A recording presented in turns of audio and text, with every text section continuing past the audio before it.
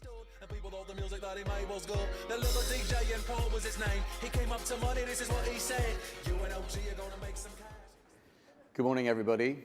Thank you very much for taking the time to spend a few moments with us.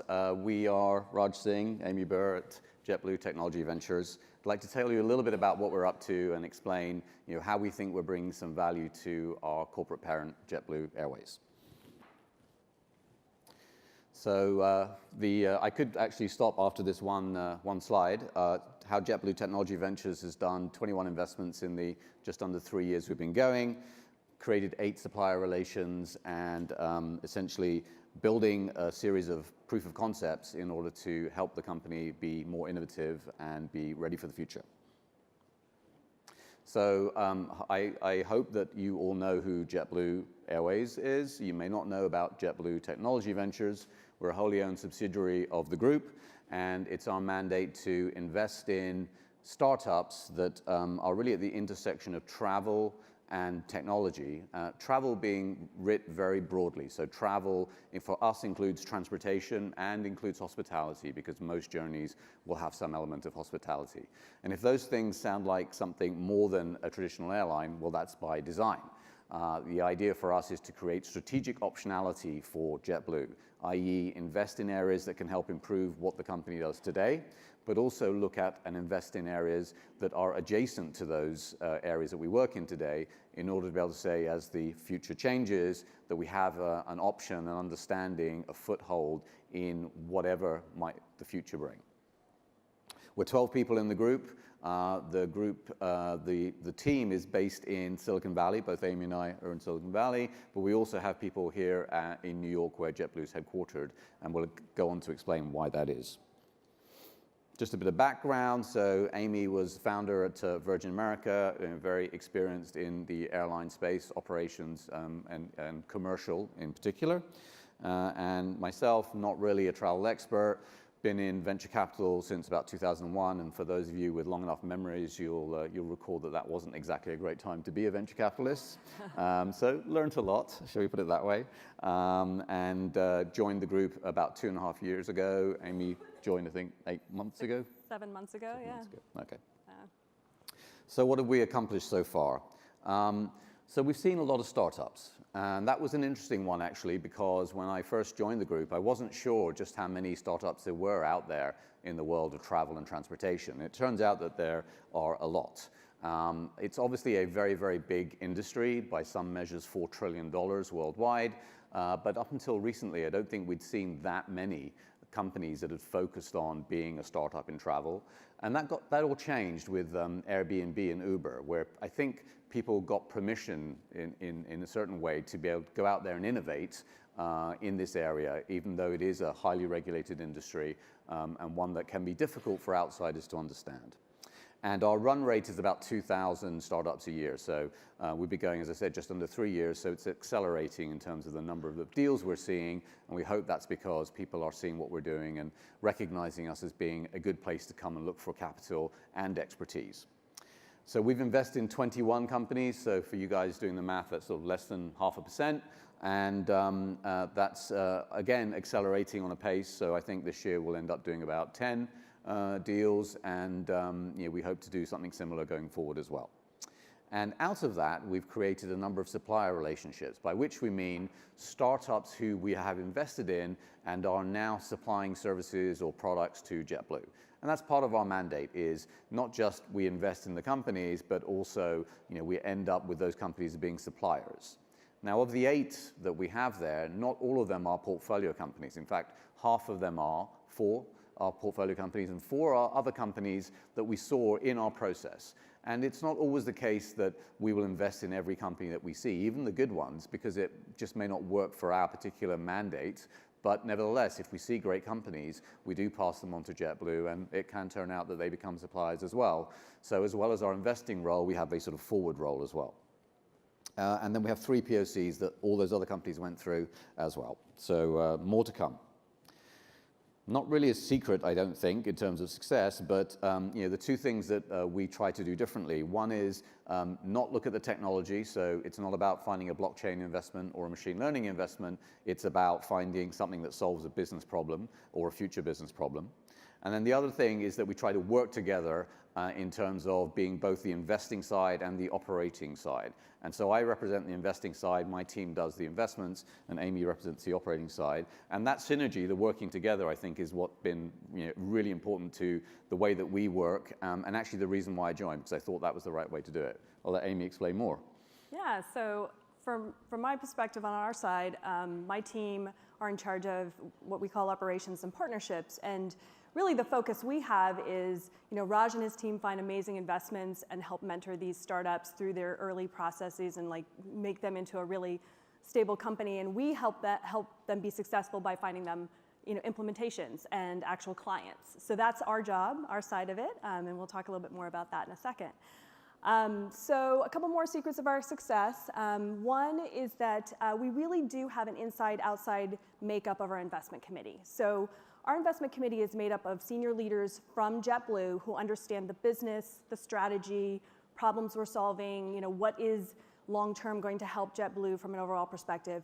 But we do have an investment committee member whose focus is actually venture capital. And he runs his own fund, completely separate from us in a slightly different industry. And he brings a really interesting perspective to the conversation because he's talking about what is really a good investment. So the two come together in a really nice way where we're talking about what's good for JetBlue, but we're also talking about what's actual good investment for JetBlue. So that's a really great way we're doing that. We also really team up with our business groups at JetBlue and JetBlue Travel Products to identify startups. So in the process that Raj and his team use, what they'll do is if they see an interesting startup, they actually go to the organization and say, hey, you're in charge of this part of the organization. You have expertise here. What do you think of them? What do you think of their theses? What do you think of their technology? How do you think this would work for us? Not, I don't need you to commit. I just need you to give me an opinion. Do you think this is a good problem to solve? And that really helps us. We also have a program where we run with JetBlue called our Innovation Sprint Program. And so what we'll do is we'll take a group within the organization. We'll really deep dive into their strategy. We'll look for pain points and things that they want to actually grow towards. And then we'll source startups in that area and actually go through that process with them so they can see what's out there in the industry, what's coming, what's going to be different for them. And actually, some of our startups have come through those innovation sprints.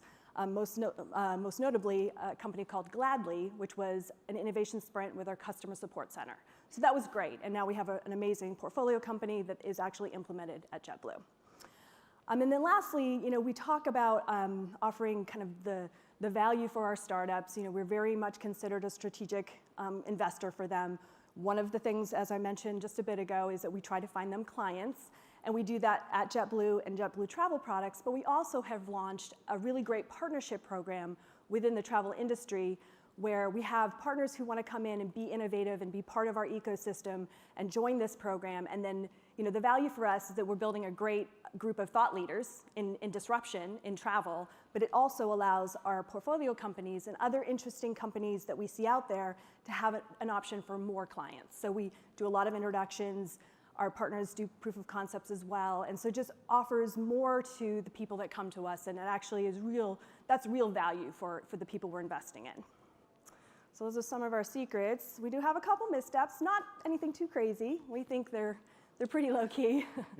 The first one is that we're a little conservative in our choice of investments. It's actually ironic because our investment committee in the last meeting said, why don't you bring more risky investments to us? Which we're like, what? Why would you want to do that? But that's amazing. So we tend to choose a little bit later stage startups that have a more established product.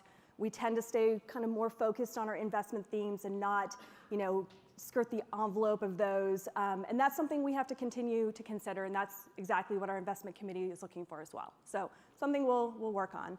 And then the last thing I would say is that, startups are amazing groups of people who are just super smart and have identified pain points in the industry because they're travelers, right? And they know they want to solve something, and they have a great idea of how to do that. But most of them are not industry experts. They've never actually worked in the industry. They've never worked for an airline. there's a lot of nuances in the travel industry, unfortunately, that you do need to know and navigate as you're building a product. So, we do overestimate kind of their knowledge of that piece of it, but the good news is we have a lot of industry expertise on our group, and we actually mentor them through that process. Okay, and then last thing I'll say is future state. So we're going to continue our yearly growth of investments as well as suppliers for JetBlue and JetBlue travel products and our partners, as well as POCs. That's very much a focus. We are less focused on financial returns when we look at investments than we are on what do we think is going to be disruptive and how can we support JetBlue and our partners. And then, we have a number of partners that are interested in our program, and so we're continuing to work through that process. And so it will grow over the next year. We just launched it this year, so we're excited about that. So it's kind of some of the stuff we're looking at in the future. And I think that is it for us for right now. We'll have some questions. Back to you, Melissa.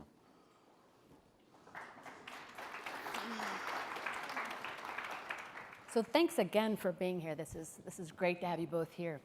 I loved your presentation. I couldn't help but thinking, you're talking to thousands of startups. How do you make that efficient? Is that just like a crazy speed dating process? And how do you organize that? Yeah, sometimes. It's, it's a perennial problem in the venture industry. We rely on other indicators. Do we know the people? Have they got a great track record? Have they been recommended by others? Do they have already investors that we value? The core thing is, are they in the areas that we want to focus on? Because travel's so huge. So that's the first filter. And then after that, it's really about, do we believe that there's a great fit? So great investment plus, great fit for JetBlue or its partners. So that does take up a lot of time, but that's kind of what we feel like is our job. So you start with a pretty well-defined idea of the areas you want to be operating in. You're not letting startups drive that process at all. You're really going with a map. Yeah. That's right. You could boil the ocean, and it doesn't usually work well, and you can always chase after the next big thing. What we prefer to do is to set up a series of themes that we revisit every year and modify if we need to, and these themes are about long-lasting trends in the industry where we believe things will be changing, pain points, disruption, and so we tend to focus our investments on the 5 themes that we've identified to say, does this solve that issue? Does this bring us forward in being able to master that particular field? So tell us what those 5 themes are. Yeah, sorry, this is all my bit, so I'll keep talking on it. Well, I have something to add afterwards. All right. So there you go. So the first theme is around seamless customer journeys. So, you had an earlier speaker talking about, I think it was the guy from Waze, talking about electric vehicles. So imagine that, you book your flight, and what happens is the vehicle arrives for you. You don't have to ask it, it comes. It comes in time for you to make your flight with plenty of time. When you get into the vehicle, it tells you, we're on our way, we're going to arrive at this place, this time. It tells the airport you're on your way. It tells the airline you're on your way. It allows you to check in the vehicle. It does a chemical analysis of your bags. It weighs your bags. It says, hey, is there anything you want to buy that you forgot for your journey? We'll buy that for you. And delivers you to the plane, maybe even in the row order that you sit. Compare that vision with the reality of today. And so what we're looking to be able to do is to be able to create this one seamless journey where everything, including your car, your hotel, and your flight, is all managed together. So as you change them, you can. Second is about delivering great service, magnificent customer service. So how do we empower our crew members, that's what we call our employees, how do we empower our crew members to know what it is that you need from them before you even ask them perhaps, and then when you come up to them, they know who you are, they know why you're coming up to them and what the answer is, because that information exists, so it's a question of getting it to the right people at the right time. The third area is around maintenance and operations. This is the hidden iceberg of, a travel provider is a very complicated kind of company. How do we make ourselves better at managing our costs? So that could be predictive maintenance, it could be additive manufacturing to make sure we have the right inventory at the right place. Fourth area is around distribution and sales. So how do we sell you the thing you want as opposed to the thing that we have, and personalize that for you? And then the last area is around regional transportation. We have a view that regional transportation will be disrupted by electrification and by autonomy. And so those are the areas that we tend to focus on. So the interesting thing about our partner program, and actually partnering with other people within the ecosystem, so other airlines or ground transportation providers or hotel providers, is that they're also part of this conversation, and they have needs that maybe JetBlue doesn't, right? So, JetBlue not being a hotel provider, we might actually look at startups now because we have that program that we wouldn't have before. And we still, of course, want to focus on our themes, but operations is in logistics is a really good one, because JetBlue Airways doesn't do cargo, for instance, but other airlines within our partnership program do. So that may open up an opportunity for Raj and his team to consider a company that they wouldn't have before, because it offers something for somebody else as opposed to kind of what we've traditionally looked at only what would benefit JetBlue. So that's the cool thing about expanding our theme a little bit through this partnership program we've started this year. That's really neat. Yeah. So there were two things you mentioned I wanted to wrap back to. One was the seamless journey, because I don't think we've seen much of that in place yet. And yet I was just at a hotel recently that had a little table tent where somebody was offering to pick up my luggage and make sure it got to where it was going, and I didn't have to be involved in that. And when I'm on a business trip, it's not a big deal to bring my bag and get the car. But when I'm a single mom, and when I'm traveling with my kids and the dog and their luggage, having something like this would offer a huge marginal value to me. Yeah, and one of the startups that we've invested in is called Unico Aero. That's exactly what they're all about, is baggage. So phase one is handling all that mishandled baggage. Phase two is door to door. Let's take the baggage off your hands and make sure it's going to get to where you need it to be without you having to have the hassle. When are we going to see that? Very shortly, actually. That's already out there and trialed. Excellent. So that's happening And soon. that's an example of something that we thought was valuable and JetBlue thinks is valuable, that everybody thinks is valuable, right? So, others in the partnership program are like, yes, we want that exact thing that you've talked about, you know. And when is it coming? It's going to be hard to defend it. It's going to be very imitable, right? Yeah. So it's going to be something we expect from everybody eventually. So it's an interesting point, but essentially what it comes down to is, airlines are creatures of habit. So if they're working with companies that have done a good job and continue to do a good job, and it's easy to work with them and the cost is reasonable, they're going to stick with them. So the only thing they'll have strategically will be those partnerships they've developed, where as long as things are going well, they're going to be good. So there's some strong early mover advantages you're expecting here. That's exactly it. Being the early mover in some of these, especially customer-focused areas, is actually, that's how these companies will win, because you're right, everything is copied over time, right? There will be other versions of the same thing, but the early mover advantage is really large. So another thing you brought up that I've been thinking about a lot, so I'm excited that you brought it up, has to do with electrification. And I want to set it in a context of the larger innovation pattern here, meaning that when we talk about JetBlue in class, we talk about JetBlue as a disruptor, right? Because you came into an industry with a much better cost structure and really overturned a lot of, big fat incumbents. But what do you think about Uber Air and electric vertical takeoff and landing vehicles? Is that going to be your disruptor? Is this something you guys are worried about? Are you taking a position in that market? Yeah, we're certainly taking a position in the market. So we've actually invested in an eVTOL startup, and we believe that electrification will change the game. So in the same way as trains have all gone electric, cars are going the same way, we absolutely believe aviation will too. The tricky thing for aviation is that you have the weight of the batteries to deal with. It's a much bigger component of the solution than it would be for something that's on the road or on a rail. But we absolutely do believe that that's going to happen, and the economics are really impressive. And the one plug I would have for electrification in the air is that actually I suspect it may be easier to do. It may not be easier for people to get their heads around, but it would be easier to do than it will be to do on the road. The reason is that on the road, you've got large numbers of vehicles in one plane.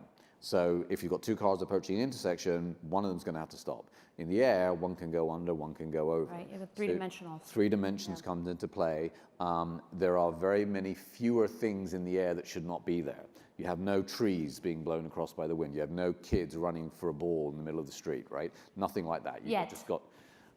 That's going to be a tough one, Melissa. Let's see how that happens. Yeah. But yes, so and of course we've had some version of autonomy in the air for some time now. Okay. So we absolutely do think that that's going to be part of the future, and we want to make sure that we understand it well enough to decide, should JetBlue be providing that service, partnering with somebody, avoiding it completely? We don't know, but that's what the investment's about. And from a customer perspective, or from an industry perspective, you can definitely see the path where eVTOLs are actually delivering our customers to the airport, right? Like, it may not be that that particular thing disrupts JetBlue flying across country, on a jet to, from New York to San Francisco, but how you get to and from all of these airports is going to change, and that will actually, help everybody because they're all of our customers, right? So that's where it'll be part of the industry, part of the ecosystem, but maybe not directly disruptive to, a jet plane that flies across the country.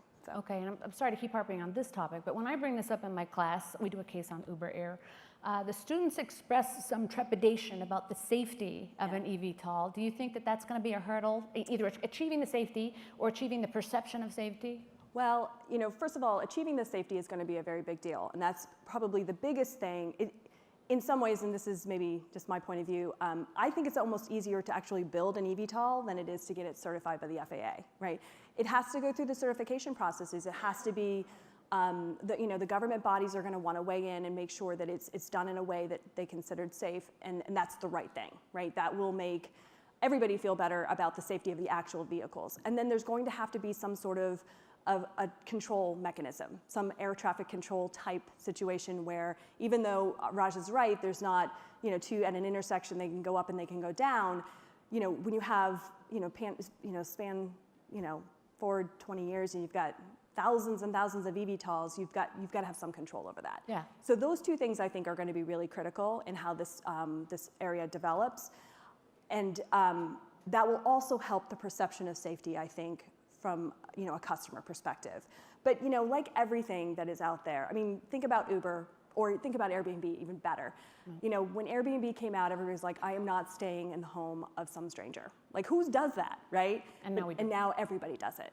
Yeah. So I think some of these things will come into play. Safety, they'll be certified, there'll be some control, and people will feel better about it. Yeah, that's my normalized. take on it. I don't know, Raj. No, I absolutely agree. And the one thing I would mention is that probably the first use cases will be without people. So you'll imagine that if you want to reposition a business or a general aviation jet, you might bring it autonomously from A to B, where it flies over rivers, water, fields, as opposed to cities, and there's nobody in the plane. Right. That would be a huge benefit to that industry, because right now pilots keep on timing out because you have to get 2 pilots to bring the plane and then another 2 pilots to go where you want to go. So that's one thing that will happen. And then the other thing will be, I think cargo will probably be the first place. So again, it's like less risk involved to human life. And so over time, I remember when I first went in one of those air trains that didn't have a driver, that was a big thing. And now I barely think about it. We all go in elevators every day, no humans involved, yet you could fall. But we all just do it. So I think over time it will happen. Although the one thing I would say is fun is that I think most of these eVTOL guys have done no actual customer surveys to see what the perception is. But they're betting that over time it will be fine, and I guess it will be. Yeah, I don't worry about autonomy that much. I'm actually surprised that the New York subways still have drivers. That seems bizarre to me. Humans seem completely outdated in that role. Yeah. But I worry about like my battery dying, because if my battery dies on a road, I'm just going to pull to the side. But if my battery dies in the air, I could have a bigger problem. But let's switch gears a little bit. You have this really cool matchmaker role where you go into business units and you figure out what their pain points are and try to find startups that are going to address those needs, which, first of all, super interesting and so proactive. Do you pick the business units, or do they come to you? I think it's a little bit of a mix. I've already got, for 2019, we already have the first innovation sprint lined up, and they came to us. And I've also got another request from another department that says, hey, we want in on this fun stuff, And as we've been doing these at JetBlue, I think that, the word's gotten around that this is a really neat way to look at your business. Part of it is not even picking a startup that they might use. Part of it is educating them about what's happening in their part of the industry. Right. We did a sprint with the benefits team. So HR, human resources, and benefits, right? And we don't even know anything really much about HR and benefits startups. We have no idea what's going on. That's not one of our themes, right? But we all learned what technology is doing to that space, which is, unexpected, right? So that's part of it, is really educating them about what is going on in their space, what is coming, what is going to be the new thing. And if they choose to do proof of concepts or implement some of these startups, that's wonderful. That's wonderful for everybody. But there's a lot of education that goes on. So people are excited about it and are coming to us to say, hey, can I get in your queue? And we do 3 or 4 a year, really 3-ish, and sometimes we can squeeze in another. It's a 12-week sprint, so it takes a lot, a little bit of time. But yeah, we've definitely had some people come and they really want to be part of this innovation, kind of idea. So do you ever find that you go through that process and then when you come up with a startup that you think offers a solution, you either run into some not invented here resistance, or the group says, hell, that's a great idea, we'll do it ourselves? Does that ever happen? I mean, absolutely. And certainly in the the airline industry, a lot of the processes and the systems that are in place have been in place for a long time, and especially around the operation, and understandably so. So it's difficult sometimes to get those groups to think about, what is this new crazy idea that somebody has, and how can I actually use that? But JetBlue is one of the best things about JetBlue is that it's a very innovative airline. To your point earlier, we started with that in our DNA. We tried to transform the industry from the very beginning. So the whole organization really does feel that innovation kind of push and that desire. So get a little bit of less of that side of it, but definitely, there's always the build versus buy, or, build versus partner with conversation that happens. Oh, this is a really interesting technology and a really interesting idea. We could probably build that ourselves. Yeah. Or, hey, we've got a lot on our plate, let's actually partner. And so that's fine. We don't necessarily care. We just want to educate everybody and help them make a choice that will help improve their strategy. Is there sometimes a conflict between the sort of freewheeling, pirate-like entrepreneurial culture of a startup and an existing business division that you're working with that is supposed to use this solution? Yeah, I mean, that's definitely something in an industry like ours where it's just been around for a really long time. And we try to help educate the startups in this area. This is part of the value that we bring as investors, and we really try to educate them on how to navigate through what is really kind of an old school industry in a lot of ways. But I think, the more innovation that happens in our space and it happens in other spaces, the less that's happening. That's my take on it. Been in this industry for 20 years, so I feel like people are more, embracing change a little bit more, especially now that Uber and Airbnb and those types of things have really disrupted other aspects of travel. People see that is coming and are a little bit more open. Yeah, one of the things we do also is we invest in relatively early stage startups. So it's kind of clear for both sides that this is not ready for prime time. And so we use that time that we have before the product's mature and the company's big enough to be able to support a customer like JetBlue to introduce them to the business units, to JetBlue. So we do a lot of meetings, we do a lot of socialization. And so when it is time for that product to be a proof of concept or to be used as a supplier, everybody's very comfortable with the other side. And you inevitably will have, the way a corporate works will never be the same as a startup. I will not invest in a startup that looks like a corporate, right? But the coming together, the meeting of the minds happens over a period of time, and that's invaluable. Okay, and what kind of metrics are used to assess the success of your venture group, of JetBlue Ventures? Is there a set of measures or maybe one primary criteria you're trying to hit? Yeah, so we are strategically focused, so we're not looking to invest in the next unicorn necessarily. Now, that having been said, we feel it's extremely important that whoever we invest in is financially viable, because it won't be strategic if they're not around in a couple of years. So we are aligned with our other institutional VCs on the fact that they should be successful. But our prime metric is, did we add to JetBlue's bottom line? So if I can invest in a startup that returns a 1% cost saving or a 1% profit increase for JetBlue, well, they're probably going to put up a statue to us because it's a huge number. So we can easily cover our costs and more by doing that. So that's our metric: is are we increasing the bottom line of JetBlue, cost saving, revenue increase, whatever it might be. And then I would just add to that piece of it, are we preparing JetBlue for the disruption that's coming in the future? Yeah. Like, are the things that we're choosing, some of the things that Raj and his team look at, and the eVTOL is a good example of that, are further out. They're kind of the moonshot concept, like 10 years out, whatever it might be. Is this going to protect JetBlue as a viable unit going forward. You know? Yeah. So that's one of the things that we consider. Well, that's exactly a question that I was going to ask you, because you talked about maybe one of your missteps being perceived as being a little too conservative. Yeah. And I wondered if you think about, again, kind of the portfolio question that I asked before, are you thinking about different time horizons of projects so that you've got 10-year payoff projects, 5-year payoff projects, short-term payoff projects? Is that part of your way of looking at investments? Yes. Yeah, 100%. So we have the 5 themes, and then each theme has a horizon. So at the shortest level, it's 18 months. Those are companies where they're already ready to be a supplier to somebody like JetBlue. So that's the first one, and we partner very closely with the business units for that. The second theme, the second time horizon is 2 to 5 years. So those are the ones where we talk to the business units about this. There's an eVTOL in the room, apparently. It sounds like they're ready to Sorry take about off. that. So we talk with the business units, but we don't look for them to decide whether we should invest in those or not. And that would be the bulk of the investments that we make. And then the final one, Amy referred to as moonshots. That's the 7 to 10 year horizon, where it's some crazy thing. It may never pan out. It's way in the future. If it does happen, it's going to be huge and transformative. So we take some bets in that space as well. So that's like your X projects group. Exactly. Yeah, That's really exciting. Well, we've run out of time, but thank you so much for coming. This was really Pleasure. Thank you. fabulous.